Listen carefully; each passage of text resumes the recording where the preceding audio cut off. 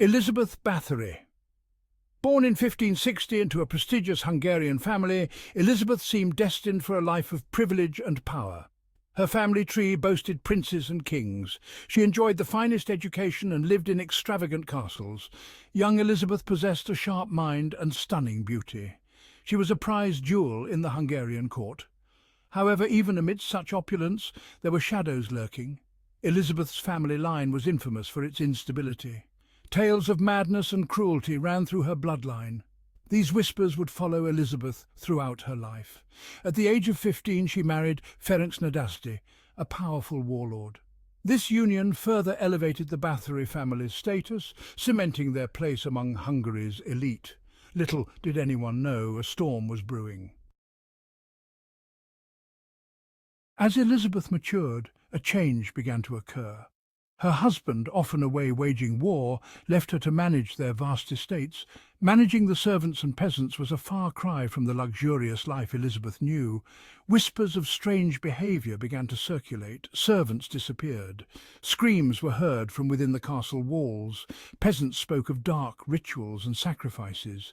Elizabeth's lineage and social standing afforded her protection. However, as the years passed, the whispers grew louder. The stories more frequent and disturbing. It was here in the isolated heart of Hungary that Elizabeth's alleged reign of terror began. Cséte Castle, perched high on a craggy hilltop, was a symbol of power and isolation. Its imposing stone walls seemed to hold secrets, its narrow windows like watchful eyes. For the local villagers, it was a place of fear. They spoke of strange lights and chilling screams emanating from within.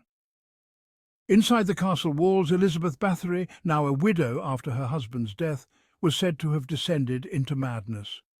Cséte Castle became her sanctuary and her hunting ground. The stories told of young peasant girls lured to the castle with promises of work and a better life. Their disappearances fueled the growing fear and suspicion surrounding the Countess and her castle. The accusations levelled against Elizabeth Báthory were as shocking as they were horrific. She was said to have tortured and murdered hundreds of young women, her methods as cruel as they were varied. Some accounts claimed she bathed in the blood of virgins, believing it would preserve her youthful beauty. Needles, knives and burning irons were allegedly used to torment the young victims. These gruesome tales painted a picture of a woman consumed by madness, a monster who revelled in the suffering of innocents.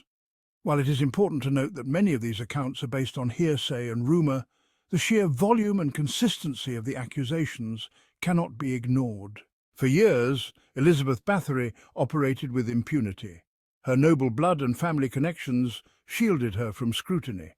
However, the rumours of her atrocities eventually reached the ears of King Matthias II.